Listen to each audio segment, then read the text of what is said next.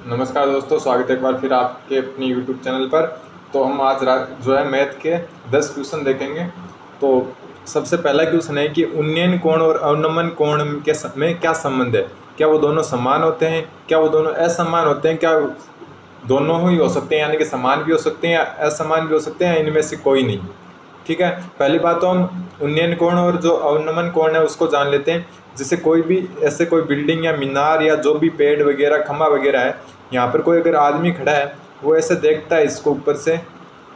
ठीक है, तो जो ये कोण बनता है थीटा, ये तो होता है उन्नयन कोण।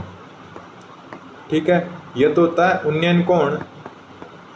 और जो यहाँ पर अगर एक काल्पनिक रेखा खींचे और जो ये कोण बनता है थीटा, यहाँ पर नहीं बनता, ध्यान रखना, यहाँ वाला तो होता है, ये होता है अवनमन कोण। ठीक है, अब देखो ये रेखा इस रेखा क्या है, समांतर। तो समांतर होने के कारण जो ये जेड की तरफ एकांतर कोण बन गया, तो ये थीटा है तो ये भी थीटा है, तो यानी कि दोनों समान होंगे। तो इसका उत्तर है ऑप्शन ए। एक मिनट, ऑप्शन ए, दोनों क्या होंगे, समान होंगे। अगला क्वेश्चन, 1764 का वर्गमूल क्या होगा। देखो 1764 का वर्गमूल पूछा है, तो 1764 का वर्गमूल है। वैसे तो इसको क्या है, इस हिसाब से भी कर सकते हैं, गुणनखंड विधि से। यहाँ पर 2 से भाग दिया 8 बार, 16 में 8 बार, फिर 2 बार, फिर वापस 2 से दिया 4 4 1, तो ऐसे करके भी कर सकते हैं इसको। ठीक है, लेकिन मैं आप इतने क्या है करने से बजाय आपको क्या डायरेक्ट मैं ऑब्जर्वेशन से बता देता हूँ कि कैसे कर सकते हैं। देखो यहाँ पर आप देख सकते हो 24 है, 24 को स्क्वायर करेंगे यानी कि 2 बार गुणा करेंगे, तो देखो लास्ट में 4 होने के कारण लास्ट में 6 आएगा, तो ये तो हो नहीं सकता। ठीक है, फिर ये 3 बचे। ठीक है, 8 को 2 बार करेंगे तब भी लास्ट में 4 आएगा, 2 को करेंगे तो भी 4 आएगा, 52 को करेंगे तो भी 4 आएगा। तो यहाँ पर जो उत्तर है वो है 1764। तो देखो 40 का जो स्क्वायर होता है वो होता है 1600, डायरेक्ट याद है आपको। तो ये 1600 से थोड़ा सा बड़ा है, तो इसका मतलब ये किसका हो गया, 42 का हो गया। तो ऐसे आप ऑप्शन से भी कर सकते हो, जरूरी नहीं है कि आप लंबा मेथड ही हमेशा यूज में लो, आप ऑप्शन से भी कर सकते हो डायरेक्ट। तो 42 का देखो जैसे करके भी बता देता हूँ, 2 को 2 से किया 4, 8 8 कितने हो गए 16, हासिल की 1, 16 और 1 17, तो ये हो गया 1764। तो ये 42 का क्या हो गया, ये देखो आप शॉर्ट ट्रिक भी कर सकते हो। देखो गुणा करने की शॉर्ट ट्रिक बता देता हूँ मैं आपको। जैसे 42 को 42 से करना है, तो पहले इन 2 संख्याओं को करो, कितना आया 4, फिर क्या है इनको क्रॉस करके जोड़ लो, 4 को इस 2 से किया 8, 4 को इस 2 से किया 8, तो 8 + 8 कितना हो गया 16, तो 6 हासिल की 1, फिर इन 2 को करो 16, 16 में 1 जोड़ा तो 17, तो ये देखो 1764। तो ये क्या है, गुणा करने की एक शॉर्ट ट्रिक है। ठीक है, अगला क्वेश्चन, 64 का घनमूल होगा। घनमूल क्या होता है, 1/3। वैसे मैं गुणनखंड से बता देता हूँ ताकि थोड़ा ज़्यादा समझ में आए। जैसे 64 है, 64 में 2 का दिया 32, फिर वापस 2 का भाग दिया 16, फिर वापस 2 का दिया 8, फिर वापस 2 का दिया 4, फिर वापस 2 का दिया 2, फिर 2 का दिया, लास्ट में 1 आ जाएगा। अब देखो अगर 64 का वर्गमूल पूछते तो 2 2 के जोड़े बनाते हैं। ठीक है, ये देखो 2 2 के 3 जोड़े बन रहे हैं, यानी कि 2 गुणा 2 गुणा 2, 2 दूनी 4, 4 दूनी 8, तो ये हो जाता 8। लेकिन घनमूल पूछा है तो घनमूल में क्या होता है, 3 3 के जोड़े होते हैं। ठीक है, तो इन 3 का जोड़ा और इन 3 का जोड़ा, यानी कि 2 गुणा 2, तो हो गया 4। इसका उत्तर हो जाएगा ऑप्शन डी, इसका राइट आंसर होगा। ठीक है, अब देखो यदि 16 पेंसिल का मूल्य 64 रुपये है तो 144 पेंसिल का कितना होगा। तो देखो 144 में कितने पेंसिल खरीदे जाएंगे, ऐसा पूछा है। 16 पेंसिल का जो मूल्य है वो 64 है। ठीक है, यानी कि 16 पेंसिल 64 रुपये में आती है, तो 144 रुपये में कितनी पेंसिल आएगी ये पूछा है। अब देखो सबसे पहले 16 पेंसिल कितने में आती है, 64 रुपये में, तो एक पेंसिल कितने में आएगी, 64 में 16 का भाग दे दो, तो एक पेंसिल का रुपये क्या है, 4 रुपये की एक पेंसिल है। अब 144 रुपये है, इसमें 4 रुपये की एक है, तो 4 का भाग दे दो, तो 36 पेंसिल खरीदी जाएगी। तो इसका उत्तर हो जाएगा बी, 36। ठीक है, देखो वापस देखो 16 पेंसिल 64 रुपये की, 16 पेंसिल 64 रुपये की, तो एक पेंसिल कितने की होगी, 4 रुपये की। ठीक है, फिर 144 रुपये हैं, उनमें 4 का भाग दे दो, तो 36 पेंसिल खरीदी जा सकती है। अगला क्वेश्चन, 0.25 का वर्गमूल होगा। वही क्वेश्चन है वापस, वर्गमूल का मतलब ये होगा 0.25 कि किसको 2 बार गुणा करने पर ये आ जाए। अब देखो 0.5 गुणा 0.5 करो, क्या होगा, 5 को 5 से किया 25, एक ये और एक ये, दो संख्या बाद में पॉइंट है तो यहाँ पर पॉइंट लग जाएगा, तो किसका हो गया 0.5 का। ठीक है, ऑप्शन से चेक कर सकते हो आप। अगला क्वेश्चन, अगला क्वेश्चन है कि जिस त्रिभुज की सभी भुजाएं का माप समान हो तो वह कहलाता है। तो देखो तीनों भुजाएं बराबर हो तो वो क्या कहलाता है, ये भुजा इसके बराबर ये इसके बराबर, तो ये कहलाता है समबाहु त्रिभुज। ठीक है, तो उत्तर क्या हो जाएगा ए, समबाहु त्रिभुज। अगर दो भुजाएं बराबर हो, माना कि ये दो बराबर है, ये बड़ी है, ये दो बराबर है, तो ये हो गया समद्विबाहु। ठीक है, अगर तीनों भुजाएं अलग अलग है तो ये क्या हो जाएगा विषमबाहु। अगर एक कोण 90 डिग्री का है ये वाला, तो ये क्या हो जाएगा समकोण त्रिभुज। इसमें क्या होता है, ये कर्ण होता है, ये आधार होता है, ये लंब होता है। और जो समकोण त्रिभुज होता है उसमें क्या होता है, कर्ण का जो स्क्वायर होता है वो आधार का स्क्वायर प्लस क्या होता है लंब का स्क्वायर होता है। तो ये भी थोड़ा सा ध्यान रखें आप। अगला क्वेश्चन, चतुर्भुज के चारों कोणों का योग कितना होगा। तो चतुर्भुज के चारों कोणों का योग होता है 360 डिग्री।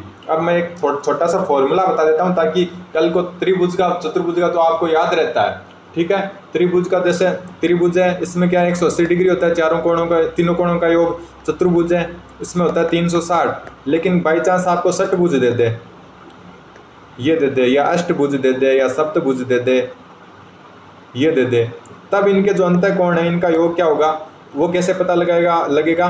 तो इसमें आप कर सकते हो, एक मिनट, तो इसमें एक सूत्र होता है n-2 180। ठीक है, जैसे त्रिभुज में तीन भुजा, n मतलब क्या हो गया भुजा, n मतलब भुजा, तो त्रिभुज में कितनी भुजा होती है, तीन भुजा, तो तीन रख दो, 3 - 2 180, तो कितने हो गए 180, क्योंकि ये एक हो जाएगा, एक को 180 से गुणा किया तो 180। फिर मान लो कि चतुर्भुज में चार भुजाएं होती है, तो 4 - 2 180, तो 4 में से 2 गए 2, 2 को 180 से गुणा किया तो 360। फिर अगर हम षटभुज की बात करें, 6 भुजाओं वालों का, तो 6 - 2 180, यानी कि 4 × 180, और इसको 4 को इससे किया तो 720। तो ऐसे हम n-2 180 डिग्री से किसी भी बहुभुज या फिर कितने भी भुजाएं हों उनका अंतः कोणों का योग ज्ञात कर सकते हैं। 18वां क्वेश्चन है कि 25 मीटर ऊंची पहाड़ी, ये कोई पहाड़ी है 25 मीटर ऊंची, ठीक है, से एक मीनार का उन्नयन कोण उसके पाद के अवनमन कोण के बराबर, तो बताइए कि ऊंचाई कितनी होगी। ये एक मीनार है, ये 25 है, तो यहाँ पर रेखा खींच दी, ये भी 25 होगी, ये x, यहाँ से जो ये वाला जो कोण है थीटा, इसी के बराबर ये कोण होगा थीटा। ठीक है, ध्यान रखना आप, सॉरी एक मिनट, ऐसे नहीं होगा, ये अवनमन कोण और उन्नयन कोण बोला है, तो ये कोण थीटा होगा, क्योंकि ये क्या हो गया उन्नयन कोण हो गया, उन्नयन कोण इसका, और ये हो गया यहाँ से इस पर अवनमन कोण, तो ये थीटा हो गया। ठीक है, ये 25 है, देखो यहाँ तक 25 है, तो ये भी यहाँ तक क्या होगी 25 होगी। अब देखो ये पूछा क्या है कि मीनार की ऊंचाई, माना कि ये h है, और पूछा क्या है अपने को पूरा ये 25 + h, क्योंकि मीनार यहाँ से लेकर यहाँ तक कितनी है ये पूछा है, 25 + h पूछा है। अब देखो जो ये वाला त्रिभुज है, मैं वाइट कर देता हूँ इसको, इसमें क्या होगा tan थीटा, tan थीटा हमेशा होता है लंब बटा आधार।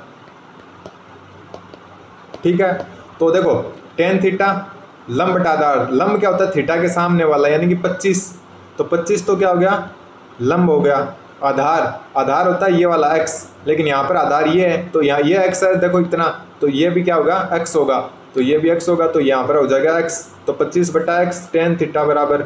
ठीक है, ऑप्शन नंबर 1। अब देखो इस वाले त्रिभुज में, देखो ऊपर वाले में, इसमें tan थीटा बराबर,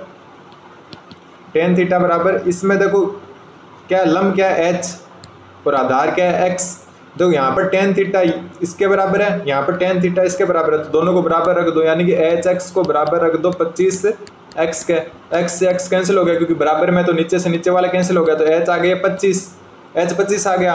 पूछा क्या है मीनार की ऊंचाई, तो मीनार की ऊंचाई क्या है 25 + h, तो 25 और h भी 25 है, तो 25 + 25 यानी कि कितनी हो गई 50 हो गई। तो ये उत्तर हो जाएगा इसका B 50। नहीं समझ में आया वापस जाकर देखो इसी क्वेश्चन को, समझ में आ जाएगा।